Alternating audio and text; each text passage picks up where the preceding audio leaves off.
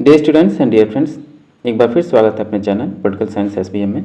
आइए आज हम सॉल्व करते हैं पॉलिटिकल साइंस का एक टेस्ट पेपर और टेस्ट पेपर नंबर 2। इससे पहले हम एक टेस्ट पेपर सॉल्व कर चुके हैं।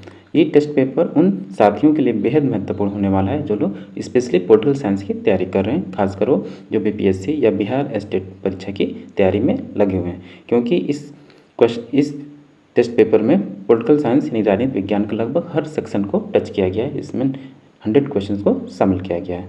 आप सॉल्व करेंगे तो आपको लगेगा कि लगभग उसका पॉलिटिकल साइंस का हर पार्ट इसमें शामिल है, खासकर वो आपका संविधान का सेक्शन हो, राष्ट्रीय आंदोलन का सेक्शन हो, या सिद्धांत या राजनीतिक व्यवहार हुआ, या तुलनात्मक राजनीति या लोक प्रशासन, सब इसमें टच किया गया है। तो इसलिए बेहद महत्वपूर्ण होने वाला है उनके लिए जो आप टीजीटी, पीजीटी या हायर या एनटीए नेट पॉलिटिकल साइंस की तैयारी में लगे हुए हैं। आइए बिना देर किए इसको सॉल्व करते हैं पॉलिटिकल साइंस का टेस्ट पेपर 2। आगे बढ़ने से पहले रिक्वेस्ट है, उन साथियों से रिक्वेस्ट है जिन साथियों ने अब तक चैनल को सब्सक्राइब नहीं किया है, प्लीज़ आप चैनल को सब्सक्राइब कीजिए और अपने दोस्तों में अधिक से अधिक शेयर कीजिए। कोई सा भी पॉलिटिकल साइंस से कोई सा भी अगर आपको डाउट है तो आप कमेंट बॉक्स में कमेंट कर सकते हैं। तो आइए पहला क्वेश्चन देखते हैं इसका। किसने कहा राजनीति शास्त्र समाज शास्त्र का वह भाग है जिसमें राज्य के आधारों तथा शासन सिद्धांतों पर विचार किया जाता है। देखिए बेहद महत्वपूर्ण क्वेश्चन है ये, कंसेप्चुअल लेवल पे है। ये जितने भी एग्जाम हैं आपके, खासकर बीपीएससी का हो या आपका नेट जेआरएफ का हो, उसमें कंसेप्चुअल लेवल पे ही क्वेश्चन पूछे जाते हैं।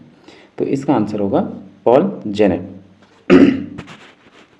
नेक्स्ट क्वेश्चन है question number 2, elements of political science की रचना किसने की? बेहद महत्वपूर्ण पुस्तक है ये।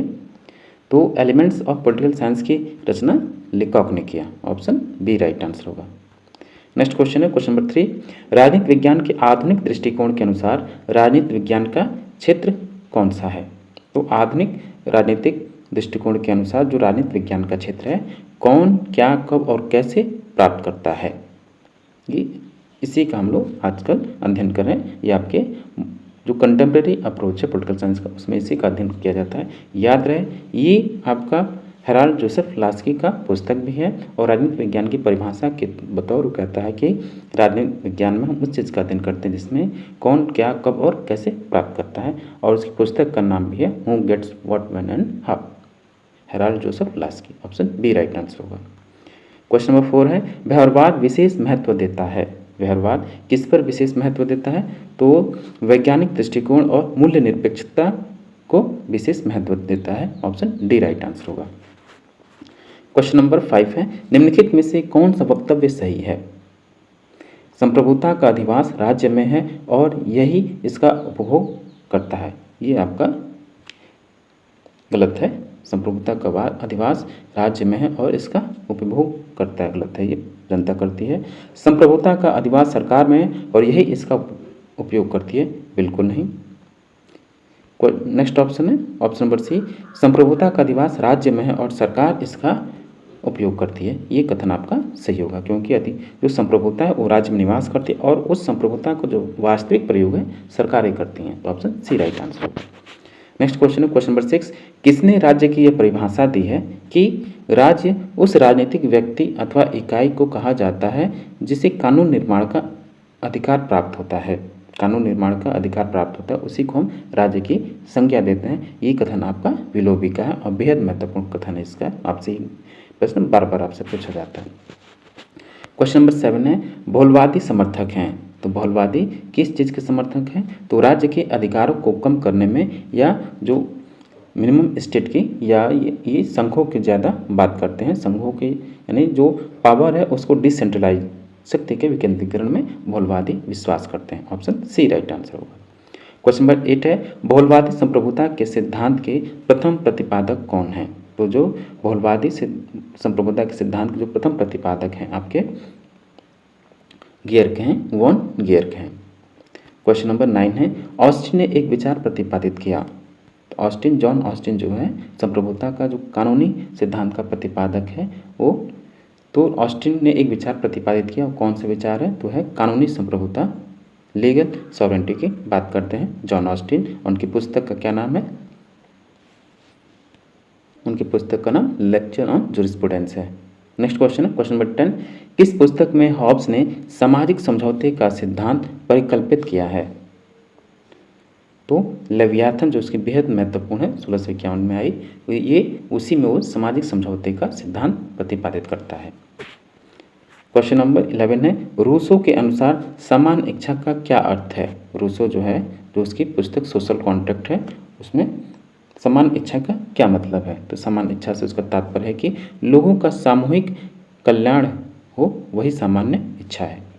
क्वेश्चन नंबर 12 है, किसने कहा रक्त संबंध समाज को जन्म देते हैं और कालांतर में समाज राज्य को जन्म देते हैं? और ये बेहद महत्वपूर्ण क्वेश्चन है, जनरल सा क्वेश्चन है, ये मैकाइवर का कथन है। नेक्स्ट क्वेश्चन है क्वेश्चन नंबर 13, कार्ल मार्क्स के अनुसार राज्य क्या है? तो कार्ल मार्क्स के अनुसार जो आपका राज्य है वो है आपका एक वर्ग संगठन है जिसे विलुप्त होना पड़ेगा। क्या है? क्लास ऑर्गेनाइजेशन है जिसे विलुप्त होना पड़ेगा। क्वेश्चन नंबर 14 है, मार्क्सवादी सिद्धांत के अनुसार राज्य एक है। तो मार्क्सवादी सिद्धांत के अनुसार राज्य आपका क्या है? मानव निर्मित संस्था है।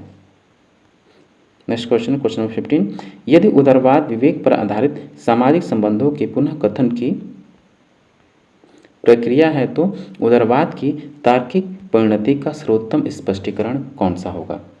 तो उदारवाद की तार्किक परिणति का जो सर्वोत्तम उदाहरण है वो है आपका लोकतंत्र का सुनिश्चयन, ऑप्शन डी राइट आंसर होगा। क्वेश्चन नंबर 16, सकारात्मक उदारवाद के अनुसार राज्य के प्रकारों का सर्वोत्तम स्पष्टीकरण है। तो राज्य के जो सकारात्मक उदारवाद के अनुसार राज्य के जो फंक्शंस है उसके कार्यों का सर्वोत्तम स्पष्टीकरण किस रूप में किया जा सकता है? तो राज्य के प्रकारों नैतिक निहित है, ऑप्शन ए राइट आंसर होगा। क्वेश्चन नंबर 17 है, व्यक्तिवादी समर्थन करते हैं। तो व्यक्तिवादी किस चीज़ का समर्थन करते हैं? तो अहस्तक्षेप यानी लेसेस फेयर की पॉलिसी का वो समर्थन करते हैं। क्वेश्चन नंबर 18 है, उदारवाद के दर्शन में कौन सकारात्मक परिवर्तन लाया? तो उदारवाद के दर्शन में टी.एच. ग्रीन ने सकारात्मक परिवर्तन लाया। क्वेश्चन नंबर 19, कल्याणकारी राज्य का विचार लोकप्रिय हुआ, यानी कब जो है आपका वेलफेयर स्टेट का जो विचार है वो कब लोकप्रिय हुआ? तो आपका औद्योगिक क्रांति और विश्व युद्धों से ये प्रभावित है, लोकप्रिय हुआ। नेक्स्ट क्वेश्चन है क्वेश्चन नंबर 20, एक कल्याणकारी राज्य का उद्देश्य होता है। क्या उद्देश्य होता है कल्याणकारी राज्य का? तो उसका जो अधिकतम उद्देश्य है सभी नागरिकों को जीवन यापन की न्यूनतम सुविधा देना, ऑप्शन बी राइट आंसर होगा। नेक्स्ट क्वेश्चन है क्वेश्चन नंबर 21, समाजवादी विचारक मानते हैं। तो समाजवादी विचारक जितने भी हैं वो किस चीज़ को मानते हैं कि सकारात्मक अच्छाई है। जो सोशलिस्ट थिंकर हैं तो कहते हैं कि राज्य एक सकारात्मक अच्छाई है। क्वेश्चन नंबर 22, एक समाजवादी राज्य विश्वास करता है। तो एक समाजवादी राज्य किस में विश्वास करता है? तो अधिकतम कार्य दिए जाएं, राज्य को अधिकतम कार्य दिए जाएं। क्वेश्चन नंबर 23 है, निम्नलिखित में से कौन सा कथन सही नहीं है? तो आपका ए सही होगा, बी सही होगा और डी सही होगा। क्योंकि सी समाजवाद व्यक्ति को समाज से ज़्यादा महत्व देता है, बिल्कुल ये कथन आपका सही नहीं है। तो समाजवाद व्यक्ति को समाज से ज़्यादा महत्व देता है, गलत है, बल्कि समाज को ज़्यादा महत्व देता है। तो ऑप्शन सी राइट आंसर होगा। क्वेश्चन नंबर 24, किसने कहा है अधिकार जीवन की वे परिस्थितियाँ होती हैं जिनके बिना साधारणतः कोई व्यक्ति अपने उच्चतम स्वरूप की प्राप्ति नहीं कर सकता? क्वेश्चन नंबर 24 का आंसर होगा ये लास्की का कथन है। ये भी आपका क्वेश्चन जो है बार बार एग्जाम में पूछा जा चुका है। अगर आप टीजीटी, पीजीटी या हायर का एग्ज़ाम देंगे, उनका जो क्वेश्चन पेपर है प्रीवियस ईयर क्वेश्चन पेपर, उनको अगर आप सॉल्व करते हैं तो ऐसे क्वेश्चन आपसे बार बार मिलेंगे। इसलिए ये सब क्वेश्चन अपने आप में बेहद महत्वपूर्ण है, इसलिए इसको आप अच्छे से सॉल्व कीजिए। और हाँ, प्लीज़ आप चैनल को सब्सक्राइब कीजिए और इसमें कोई से भी डाउट हो तो आप कमेंट बॉक्स में कमेंट कर सकते हैं। क्वेश्चन नंबर 25 है, अ थियरी ऑफ जस्टिस पुस्तक लिखी गई। बेहद महत्वपूर्ण रचना, ये क्वेश्चन आपसे बार बार पूछा जाता है। तो थियरी ऑफ जस्टिस किसके द्वारा लिखा गया? जॉन रॉल्स के द्वारा लिखा गया। क्वेश्चन नंबर 26 है, किसने कहा था अपने ऊपर अपने स्वयं के शरीर एवं मस्तिष्क के ऊपर व्यक्ति संप्रभु है? तो जॉन स्टुअर्ट मिल ने कहा, जेएस मिल ने कहा। नेक्स्ट क्वेश्चन नंबर 27, अभिजन वर्ग के परिसंचरण का सिद्धांत किसने प्रतिपादित किया है? यानी सर्कुलेशन ऑफ इलीट थियरी के प्रतिपादक कौन है? तो हैं आपके Pareto option C right answer होगा। क्वेश्चन नंबर 27 का सी राइट आंसर होगा पैरेटो। क्वेश्चन नंबर 28 है, किसने अभिजन को संस्कृति निर्माण करने वाला समूह कहा है? तो ये आपके कार्ल मैनहाइम ने कहा, ऑप्शन ए राइट आंसर होगा। नेक्स्ट क्वेश्चन है क्वेश्चन नंबर 29, निम्नलिखित में से कौन सा प्रजातंत्र का महत्वपूर्ण अंग माना जाता है? तो प्रजातंत्र का जो महत्वपूर्ण अंग है वो है सार्वजनिक वयस्क मताधिकार यानी यूनिवर्सल मैंडेट सफ्रेज, ये प्रजातंत्र का महत्वपूर्ण अंग है। क्वेश्चन नंबर 30, निम्नलिखित में से कौन प्रत्यक्ष प्रजातंत्र का साधन नहीं है? तो प्रत्यक्ष प्रजातंत्र का जो साधन नहीं है, एक तो साधन है जनमत संग्रह, उपक्रम यानी आरंभक जिसको इनिशिएटिव बोलते हैं, और नगर सभा है। ये लोकतंत्र के आपके प्रत्यक्ष जो साधन है, लेकिन आपका जो दबाव समूह है लोकतंत्र का प्रत्यक्ष साधन नहीं है। ऑप्शन सी राइट आंसर होगा। नेक्स्ट क्वेश्चन है क्वेश्चन नंबर 31, इनमें से कौन व्यावसायिक प्रतिनिधित्व का प्रमुख समर्थक है? तो व्यावसायिक प्रतिनिधित्व का जो प्रमुख समर्थक है आपका GDH कोल है, ऑप्शन सी राइट आंसर होगा। क्वेश्चन नंबर 32 है, जो लोग अधिक योग्य हैं या जिनके विषय में यह माना जाता है कि उनके हित दांव पर हैं, उन्हें कम योग्य व्यक्तियों से अधिक मत दिए जाते हैं। मतदान की यह भेदकारी व्यवस्था कहलाती है। तो ये आपका भारित मतदान है जिसका समर्थक जॉन स्टुअर्ट मिल ने किया। क्वेश्चन नंबर 33 है, किसने कहा है राजनीतिक दल एक ऐसा समुदाय है जो किसी ऐसे सिद्धांत अथवा एक ऐसे नीति के समर्थन के लिए संगठित हुआ है जिसे यह वैधानिक साधनों से सरकार का आधार बनाना चाहता है? ये कथन बेहद महत्वपूर्ण है राजनीतिक दलों के बारे में। ये कथन आपका मैकाइवर का कहा गया, ऑप्शन सी है। क्वेश्चन नंबर 34, निम्नलिखित में से कौन सा कथन जनमत की सबसे अच्छी परिभाषा हो सकती है? तो 34 का जो आंसर होगा वो है आपका ऑप्शन नंबर डी। जनमत का जो सही अर्थ है कि बहुत सारे लोगों के राजनीतिक विचार जो आपस में चर्चा किए जाते हैं और व्यक्त किए जाते हैं, ये जनमत का सबसे अच्छा उदाहरण हो सकता है। ऑप्शन डी राइट आंसर होगा। क्वेश्चन नंबर 35 है, मॉरिस डुवर्जर। नेक्स्ट क्वेश्चन है क्वेश्चन नंबर 35, मॉरिस डुवर्जर के विचार में से राजनीतिक दलों के संगठन के मूल तत्व क्या हैं? तो राजनीतिक संगठनों के जो मूल तत्व हैं मॉरिस डुवर्जर के अनुसार, मॉरिस डुवर्जर ने राजनीतिक दलों का व्यवस्थित वर्गीकरण किया, उस पर अपना व्यवस्थित अध्ययन किया है। तो इसका आंसर होगा, एक तो वो ब्रांच की बात करते हैं, सेल की बात करते हैं, कॉकस की बात करते हैं, मिलिशिया की बात करते हैं। तो ऑप्शन ए राइट आंसर होगा। नेक्स्ट क्वेश्चन है क्वेश्चन नंबर 36, आमंड के अनुसार कौन सा दबाव समूह का वर्गीकरण नहीं है? तो आमंड के अनुसार जो दबाव समूह का वर्गीकरण नहीं है, एक तो कम्युनल नहीं है, एक इंस्टीट्यूशनल है, नॉन एसोसिएशनल एनॉमिक, और एक एसोसिएशनल होता है चौथा, लेकिन इसमें सामुदायिक नहीं है। ऑप्शन डी राइट आंसर होगा। क्वेश्चन नंबर 37, कॉमन सभा के प्रथम स्पीकर कौन थे? ये क्वेश्चन भी बेहद महत्वपूर्ण है। तो कॉमन सभा के जो प्रथम स्पीकर थे आपके सर थॉमस हंगरफोर्ड थे। ऑप्शन डी राइट आंसर होगा। क्वेश्चन नंबर 38 है, ब्रिटिश संसद सब कुछ कर सकती है, केवल स्त्री को पुरुष और पुरुष को स्त्री नहीं बना सकती। ये भी बेहद महत्वपूर्ण क्वेश्चन आपका कई बार एग्जाम में पूछा जा चुका है। तो ये आपका डी लोमे का कथन है। क्वेश्चन नंबर 39 है, एडम स्मिथ ने किस प्रकार के राज्य का समर्थन किया है? तो एडम स्मिथ ने हस्तक्षेपवादी राज्य का समर्थन किया है। क्वेश्चन नंबर 40, मैं हिंदू धर्म में पैदा हुआ क्योंकि यह मेरे हाथ की बात नहीं थी, किंतु मैं हिंदू के स्वरूप में मरूंगा नहीं। ये फेमस कोट है, डॉक्टर भीमराव अंबेडकर के द्वारा कहा गया। क्वेश्चन नंबर 41 है कि निम्नलिखित में से किस विचारक को धर्म और विश्वास में काफ़ी श्रद्धा थी? उनके विचार में धर्म और राजनीति अलग नहीं है और बिना धर्म की राजनीति संभव नहीं है। धर्म नैतिकता का स्रोत है। ये कथन बेहद महत्वपूर्ण है और ये कथन महात्मा गांधी के संबंध में है। क्वेश्चन नंबर 42 है, महात्मा गांधी सिविल डिसओबीडियंस नामक लेख से काफ़ी प्रभावित हुए थे और इस लेख के लेखक कौन, यानी जो सविनय अवज्ञा है वो महात्मा गांधी किसके विचार से प्रभावित थे या किसके द्वारा ये संचालित किया था? तो उसको जो कि भारतीय राष्ट्रीय आंदोलन में इसको लागू किए। तो किसके विचार से? तो थोरो, डेविड थोरो के विचार जो सिविल डिसओबीडियंस था उसी से प्रभावित हुए महात्मा गांधी। क्वेश्चन नंबर 43 है, राज्य की उत्पत्ति का विकासवादी सिद्धांत किसने प्रतिपादित किया? तो राज्य की उत्पत्ति का जो विकासवादी सिद्धांत है वो मकाइवर के द्वारा प्रतिपादित किया गया। नेक्स्ट क्वेश्चन है question number 44, aspects of political development aspects of political development नामक पुस्तक के लेखक कौन है? तो इस पुस्तक के लेखक आपके लुसियन पाई हैं। क्वेश्चन नंबर 45 है, लुसियन पाई के मतानुसार राजनीतिक विकास की दिशा में प्रथम चरण इंगित है। तो राजनीतिक विकास के चरण जो प्रथम चरण है वो है आपका राष्ट्र राज्य व्यवस्था का विकास। नेक्स्ट क्वेश्चन है क्वेश्चन नंबर 46, अनइक्वल डेवलपमेंट नामक पुस्तक की रचना किसने की? ऑप्शन देखिए, तो अनइक्वल डेवलपमेंट की जो पुस्तक है उसकी रचना समीर अमीन ने किया। क्वेश्चन नंबर 47 है, किसने परिभाषित किया है कि संविधान उन सिद्धांतों का संग्रह है जिनके द्वारा सरकार की शक्तियां, शासकों के अधिकार तथा शासक एवं शासितों के पारस्परिक संबंध नियमित होते हैं? तो ये कथन आपका CF स्ट्रॉन्ग का है। क्वेश्चन नंबर 48 है, संविधान का वर्गीकरण कौन सा नहीं है? तो संविधान का जो वर्गीकरण है इसमें जटिल और विस्तृत ये वर्गीकरण नहीं है, बाकी लचीला और कठोर होता ही है। लिखित और अलिखित रूप में वर्गीकरण होता है, विकसित और निर्मित संविधान के रूप में वर्गीकरण होता है, लेकिन जटिल और विस्तृत रूप में नहीं है।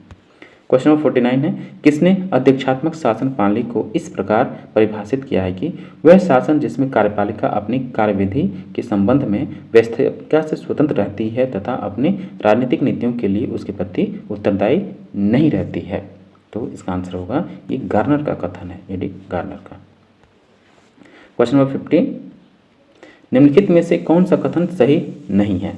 तो इसमें जो कथन सही नहीं है आपका कि अध्यक्षात्मक सरकार बहुदलीय पद्धति वाले देशों के लिए उपयुक्त नहीं, ऐसा कुछ नहीं है। कोई जरूरी नहीं है जो प्रेसिडेंशियल फॉर्म ऑफ गवर्नमेंट है बहुदलीय व्यवस्था इन मल्टी पार्टी सिस्टम के लिए उपयुक्त नहीं है। ऑप्शन डी इसमें रॉन्ग होगा, यानी ऑप्शन डी राइट आंसर होगा। नेक्स्ट क्वेश्चन है क्वेश्चन नंबर 51, निम्नलिखित देशों में अध्यक्षात्मक शासन प्रणाली है। एक तो आपका अमेरिका में अध्यक्षात्मक शासन प्रणाली है,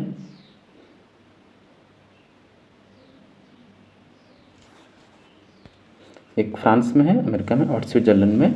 ऑप्शन ए राइट आंसर होगा। क्वेश्चन नंबर 52, एक संघीय संविधान में क्या होना चाहिए? तो एक संघीय संविधान में संघीय और राज्य सरकारों के बीच विभाजन होता है, शक्तियों का विभाजन होता है इसमें, इसलिए संघीय संविधान में जो शक्ति पृथक्करण या शक्तियों का विभाजन पाया जाता है, केंद्र की शक्तियाँ केंद्र के पास होती हैं और जो इकाई शक्तियाँ नहीं राज्यों की शक्ति जो राज्य हैं उनको भी अलग से शक्तियाँ प्रदान की गई हैं। क्वेश्चन नंबर 53 है, किसने संघीय राज्य को निम्न प्रकार से परिभाषित किया है कि संघीय राज्य एक ऐसी राजनीतिक व्यवस्था है जिसका उद्देश्य राष्ट्रीय एकता तथा राज्य के अधिकारों के साथ समन्वय स्थापित करना है? तो क्वेश्चन नंबर 53 का आंसर होगा ऑप्शन बी, ये कथन डाइसी का है, ये भी डाइसी का है जो कि रूल ऑफ लॉ के प्रतिपादक है। क्वेश्चन नंबर 54 है, एकात्मक सरकार के लिए कौन सा आवश्यक नहीं है? तो एकात्मक सरकार के लिए जो आवश्यक नहीं हो वो आपका दोहरी नागरिकता। कोई जरूरी नहीं है कि जो एकात्मक शासन उसमें दोहरी नागरिकता हो, जैसे कि आपका इंग्लैंड। क्वेश्चन नंबर 55 है, सहयोगी संघवाद का विचार ऐसे संविधान को इंगित करता है, यानी जो आपका कोऑपरेटिव फेडरलिज्म है किस प्रकार के संविधान की ओर इशारा करता है? तो इसका आंसर होगा ऑप्शन डी, जहां दोनों केंद्रीय और क्षेत्रीय सरकारें सहयोजक हों। ऑप्शन डी राइट आंसर होगा। नेक्स्ट क्वेश्चन है क्वेश्चन नंबर 56,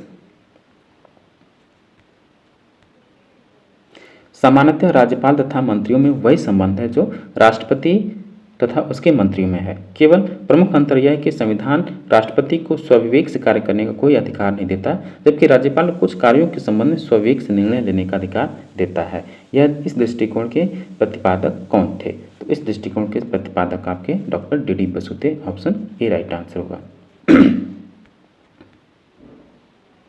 क्वेश्चन नंबर 57, किस संस्था के लिए नाजायज संघन बास्टर्ड फेडरलिज्म शब्द का प्रयोग किया गया है? तो ये आपका जो भारतीय संघीय व्यवस्था है, नाजायज संघीय व्यवस्था, भारतीय संघीय व्यवस्था के लिए इस शब्द का प्रयोग किया गया है। क्वेश्चन नंबर 58 है, 2 अगस्त को कौन से 2 ब्रिटिश अधिनियमों को अनुमति दी गई थी? तो बी, एक तो आपका भारत सरकार अधिनियम 1935 और भारत सरकार अधिनियम 1919, दोनों ही 2 अगस्त को इन सबको पारित किया गया, लागू किया गया, अनुमति दी गई। ऑप्शन डी राइट आंसर होगा, बी और सी दोनों।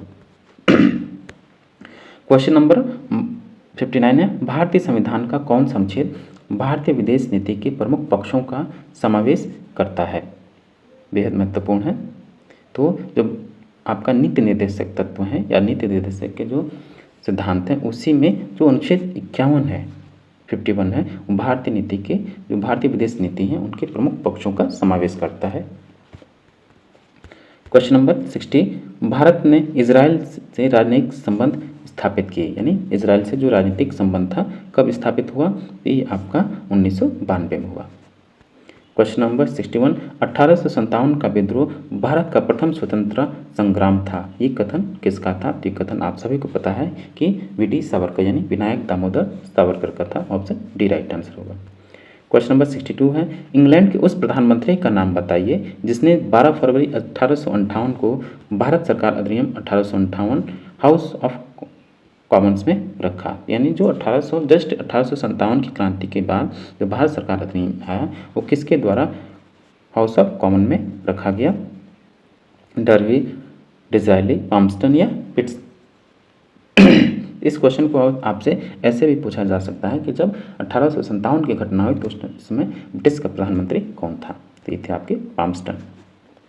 नेक्स्ट क्वेश्चन है क्वेश्चन नंबर 63, इनमें से कौन भारतीय राष्ट्रवाद के जनक माने जाते हैं? तो भारतीय राष्ट्रवाद के जनक के रूप में बाल गंगाधर तिलक को माना जाता है, यानी बीजी तिलक। ऑप्शन डी राइट आंसर होगा। क्वेश्चन नंबर 64, वर्नाकुलर प्रेस अधिनियम भारतीय भाषा के प्रेस पर नियंत्रण स्थापित करने के लिए जारी किया गया था, कब आया? वर्नाकुलर प्रेस एक्ट कब आया? ये आया आपका 1878 में। क्वेश्चन नंबर 65, निम्नलिखित में से कौन सा 1892 के अधिनियम की मुख्य विशेषता नहीं था? तो जो 1892 के जो अधिनियम है उसकी मुख्य विशेषता विधान परिषद के अधिकारों में कमी, ये बल्कि वृद्धि हुई, कमी नहीं था। तो ऑप्शन ए इसकी विशेषता नहीं थी, बाकी बी सी डी हैं, इसलिए इसका answer option A right answer होगा। क्वेश्चन नंबर 66, किसने कहा था कांग्रेस की स्थापना का उद्देश्य अंग्रेजी साम्राज्य को खतरे से बचाने का प्रयास था? ये कथन आपका डॉक्टर लाला लाजपत राय जी का था। ऑप्शन सी राइट आंसर होगा। क्वेश्चन नंबर 67, भारतीय राष्ट्रीय कांग्रेस ने लगातार उदारवादी नीति इन वर्षों में अपनाई, यानी जो आईएनसी है वो उसका जो उदारवादी दृष्टिकोण है उसका कार्यकाल क्या है? तो वो आपका 1885 से लेकर 1905 तक इसका उदारवादी दृष्टिकोण रहा। क्वेश्चन नंबर 68 है, निम्नलिखित में से किस श्रृंखला में केवल उदारवादियों का नाम है? तो केवल जिसमें उदारवादी हैं एक तो गोपाल कृष्ण गोखले, पीसी मेहता और Nehru ji, Dadabhai Naoroji. Option C right answer होगा। क्वेश्चन नंबर 69 को देखिए कि भारतीय संविधान में केंद्र और राज्यों के बीच शक्तियों का विभाजन आधारित है, किस पर आधारित है? तो ये आपका जो है भारत सरकार अधिनियम 1935 के द्वारा भारत में केंद्र और राज्यों के बीच जो शक्ति विभाजन है इसी पर आधारित है, भारत सरकार अधिनियम 1935।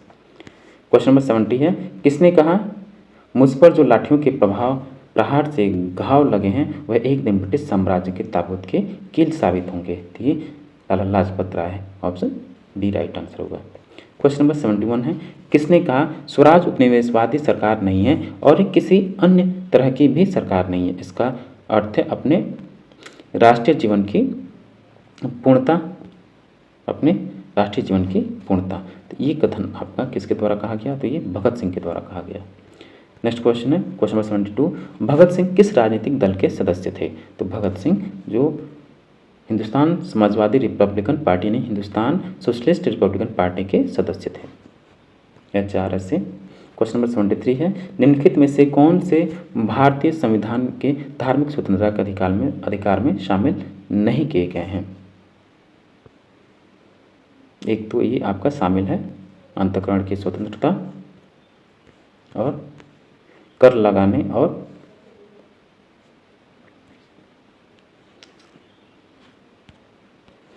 एक तो आपका धार्मिक स्वतंत्रता में ये शामिल है ऑप्शन एक, और कर लगाने और सरकारी धन से किसी धर्म को बनाए रखना और उन्नति करना ये शामिल नहीं है। धार्मिक और दानदात्री संस्थाओं की स्थापना करना चालू रखना ये आपका शामिल है। सरकारी संस्थाओं में धार्मिक शिक्षा देना बिल्कुल नहीं, ये भी शामिल नहीं है। 2 और 4 शामिल नहीं है, तो ऑप्शन डी राइट आंसर होगा। नेक्स्ट क्वेश्चन है क्वेश्चन नंबर 74, राज्यसभा को लोकसभा के बराबर अधिकार है किस मामले में? तो ये होगा भारतीय संविधान को संशोधन करने में। जो राज्यसभा को अधिकार वही लोकसभा के भी अधिकार हैं, तो भारतीय संविधान को संशोधन करने के मामले में। क्वेश्चन नंबर 75 है, निम्नलिखित में से कौन से सिद्धांत पर भारत में संसदीय लोकतंत्र कार्यरत है? तो ये आपका वास्तविक कार्यपालिका शक्ति मंत्रिमंडल में नहीं थे, इस आधार पर आपका भारतीय संसदीय लोकतंत्र आधारित है। ऑप्शन 3 राइट आंसर होगा। क्वेश्चन नंबर 76 है, भारत के राष्ट्रपति को पदच्युत करने की कार्रवाई शुरू की जा सकती है किस सदन में? तो ये आपका होगा संसद के किसी भी सदन में पदच्युति का जो इम्पीचमेंट है उस पर किसी भी सदन में कार्रवाई शुरू की जा सकती है। नेक्स्ट क्वेश्चन है क्वेश्चन नंबर 77, भारतीय संविधान के किस अनुच्छेद में यह उल्लिखित है कि प्रधानमंत्री की नियुक्ति राष्ट्रपति करेगा और अन्य मंत्रियों की नियुक्ति राष्ट्रपति प्रधानमंत्री की सलाह पर करेगा? ये बेहद महत्वपूर्ण क्वेश्चन है। क्वेश्चन नंबर 77 का आंसर होगा आपका अनुच्छेद 75(1) 75(1) में ये बात की व्यवस्था की गई है। क्वेश्चन नंबर 78 है, निम्नलिखित में से कौन सा सर्वोच्च न्यायालय का अधिकार गलत रूप से सूचीबद्ध है? सर्वोच्च न्यायालय का अधिकार गलत रूप से सूचीबद्ध है, तो कौन सा है वो? कि यह उच्चतम न्यायालय के न्यायाधीशों की नियुक्ति करता है? बिल्कुल नहीं, ये भी राष्ट्रपति के द्वारा की जाती है उच्चतम न्यायालय के न्यायाधीशों की नियुक्ति। तो ऑप्शन ए इसमें डिसमैच है, ऑप्शन ए राइट आंसर होगा। क्वेश्चन नंबर 79 है, निम्नलिखित में से कौन सा संघीय सिद्धांत भारतीय संघ में नहीं है? तो कौन सा संघीय सिद्धांत भारतीय संघ में नहीं है? एक तो संघ और राज्यों के बीच न्यायपालिका का विभाजन, बिल्कुल नहीं, ये इसमें शामिल नहीं है। संघ और राज्य सरकारों के कानून और कार्य निष्पादन के लिए अधिकारिक, बिल्कुल नहीं, ये भी शामिल नहीं है। अपनी इच्छा से कोई राज्य स्वतंत्र होकर संघ को समाप्त नहीं कर सकता, सही है ये। यूनियन इन संघीय सरकार कुछ राज्यों का निर्माण करके भारतीय संघ का नया नक्शा बना सकती है, ये दोनों शामिल हैं, लेकिन 1 और 2 इसमें शामिल नहीं होंगे। तो ऑप्शन सी राइट आंसर होगा, ऑप्शन 1 और 2। नेक्स्ट क्वेश्चन है क्वेश्चन नंबर 80, भारत में केंद्र राज्य संबंध इकाइयों की स्वतंत्रता के लिए सहायक नहीं है। 7वीं अनुसूची में 3 सूचियों के कारण, राज्यपाल के पद के कारण, या आपातकालीन प्रावधानों के कारण, या उपयुक्त सभी कारणों से। तो इसका आंसर होगा ऑप्शन डी, उपयुक्त सभी कारणों से। नेक्स्ट क्वेश्चन है क्वेश्चन नंबर 81, अंतर्राज्यीय परिषद की स्थापना की जा सकती है? तो अंतर्राज्यीय परिषद की स्थापना राष्ट्रपति के द्वारा की जा सकती है। क्वेश्चन नंबर 82 है, पंचायती राज के द्विस्तरीय मॉडल की अनुशंसा किसने की थी? तो द्विस्तरीय मॉडल की जो सिफारिश की गई बलवंत राय मेहता कमेटी की सिफारिश भी हुआ, और वहीं जो अशोक मेहता समिति है उसने त्रिस्तरीय मॉडल की व्यवस्था की या अनुशंसा की। क्वेश्चन नंबर 83 है, राजस्थान में नया पंचायती राज अधिनियम कब लागू किया गया? तो राजस्थान में नया पंचायती राज अधिनियम 24 अप्रैल 1994 को ही लागू किया गया। तो याद रहे 24 अप्रैल को ही आप पंचायती राज दिवस मनाते हैं। क्वेश्चन नंबर 84 है, राजस्थान पंचायती राज अधिनियम 1994 में कितनी धाराएं हैं? तो ये 121 धाराएं हैं। नेक्स्ट क्वेश्चन है, भारतीय संविधान की 11वीं अनुसूची का संबंध किससे है? तो 11वीं अनुसूची का जो संबंध है आपका पंचायती राज की संस्थाओं से है। क्वेश्चन नंबर 86, राजनीतिक विश्लेषण के संरचनात्मक प्रक्रियात्मक सिद्धांतों को विकसित करने का श्रेय किसको दिया जाता है? तो ये आपका गैब्रियल आमंड और पावेल को दिया जाता है, चूंकि आमंड इसमें नहीं है, तो गैब्रियल आमंड को विशेष तौर पर स्ट्रक्चरल फंक्शनल जो अप्रोच है उसको विकसित करने का श्रेय दिया जाता है। नेक्स्ट क्वेश्चन है क्वेश्चन नंबर 87, मार्क्सवादी समाजवाद के अनुसार समाजवादी चरण में राज्य क्या होगा? तो राज्य आवश्यक है, ऑप्शन सी राइट आंसर होगा। क्वेश्चन नंबर 88 है, यूएसएसआर के विघटन से विश्व जो राजनीति है वो क्या हो गई? तो वो आपकी एक ध्रुवी हो गई, यानी यूनिपोलर हो गई, ऑप्शन बी राइट आंसर होगा। यूनिपोलर या एक ध्रुवी व्यवस्था हो गया। जब आपका यूएसएसआर यानी सोवियत रूस का विघटन हो गया तो उसके बाद जो विश्व राजनीति है एक ध्रुवी व्यवस्था अमेरिका के पक्ष में हो गया। क्वेश्चन नंबर 89 है, कितने राष्ट्रों ने 1945 में संयुक्त राष्ट्र की मूल चार्टर पर हस्ताक्षर किए? तो इसका आंसर होगा 51।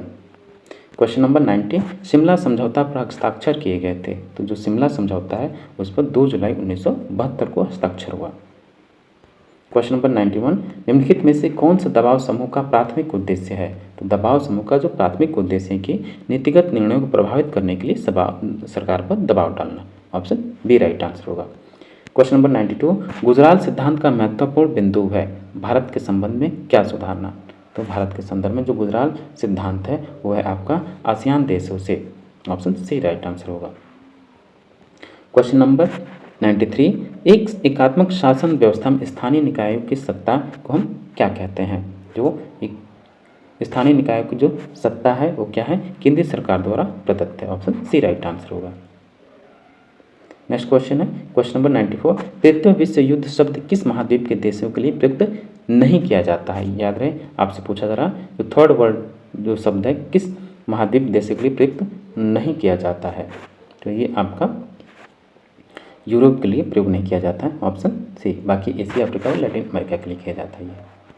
क्वेश्चन नंबर 95 है, भारत जैसे राष्ट्रों के लिए संघवाद का सर्वोत्तम रूप कौन सा है। तो भारत जैसे राष्ट्रों के लिए जो संघवाद है उसका जो सर्वोत्तम रूप है वो आपका कोऑपरेटिव फेडरलिज्म यानी सहकारी संघवाद है। नेक्स्ट क्वेश्चन है क्वेश्चन नंबर 96, किस वर्ष में संयुक्त राष्ट्र संघ की महासभा ने हिंद महासागर शांति का क्षेत्र घोषित किया या उसको प्रस्ताव पारित किया। तो ये आपका 1977 में किया गया। नेक्स्ट क्वेश्चन है क्वेश्चन नंबर 97, निम्नलिखित में से किस समिति का संबंध निर्वाचन संबंधी सुधारों से नहीं है। एक तो आपका इंद्रजीत समिति है, ये निर्वाचन से संबंधित है, लेकिन जो वाई की अलग समिति है ये निर्वाचन संबंधी सुधारों से संबंधित नहीं है। तो आंसर ए सही होगा। तारकुंडी समिति और जो आपका दिनेश गोस्वामी ये दोनों ही चुनाव सुधारों से संबंधित हैं, लेकिन जो आपकी अलग समिति है ये चुनाव सुधारों से संबंधित नहीं है। क्वेश्चन नंबर 98 है, भारत के निम्नलिखित प्रमुख राजनीतिक दलों में से किसके साथ C2 एक श्रमिक संघ संबंधित है। तो ये आपका जो C2 है वो आपका कम्युनिस्ट पार्टी ऑफ इंडिया मार्क्सवादी से संबंधित है। क्वेश्चन नंबर 99 है, कैंप डेविड समझौता किससे संबंधित है। तो जो कैंप डेविड समझौता है वो आपका इजराइल अरब युद्ध से संबंधित है। नेक्स्ट क्वेश्चन है और लास्ट क्वेश्चन है क्वेश्चन नंबर 100, फिलिस्तीन राज्य की घोषणा हुई थी। तो फिलिस्तीन राज्य की घोषणा 1988 में हुई थी। ऑप्शन सी राइट आंसर होगा। तो डियर स्टूडेंट्स ये था आपका एक पॉलिटिकल साइंस का टेस्ट पेपर नंबर 2। ये जो टेस्ट पेपर है आप पॉलिटिकल साइंस का कोई भी एग्ज़ाम दे रहे हैं, चाहे वो बीपीएससी का एस्टेट हो या बीपीएससी का ही जो पॉलिटिकल साइंस का एग्ज़ाम होने वाला उसके लिए, या आप टीजीटी, पीजीटी या एनटीए की परीक्षा दे रहे हैं या नेट की परीक्षा दे रहे हैं, उसके लिए भी बेहद महत्वपूर्ण क्वेश्चन है। जब आप टीजीटी, पीजीटी के question previous year question paper को सॉल्व करेंगे तो आपको लग जाएगा जो ये क्वेश्चन है उसी बेस पर आधारित किए गए हैं, जो कि पॉलिटिकल साइंस के जो भी स्टूडेंट हैं उनके लिए बेहद महत्वपूर्ण है। आप इसको ज़रूर एक बार देखिए, तब आप इस पर कमेंट कीजिए कि आपके लिए रिलायबल और यूज़फुल है कि नहीं। डियर स्टूडेंट्स, एक बार फिर आपसे रिक्वेस्ट है कि आप प्लीज़ चैनल को सब्सक्राइब कीजिए और साथ ही वीडियो को लाइक कीजिए, अपने दोस्तों में शेयर कीजिए। मिलते हैं आपसे नेक्स्ट वीडियो में। Thank you for watching.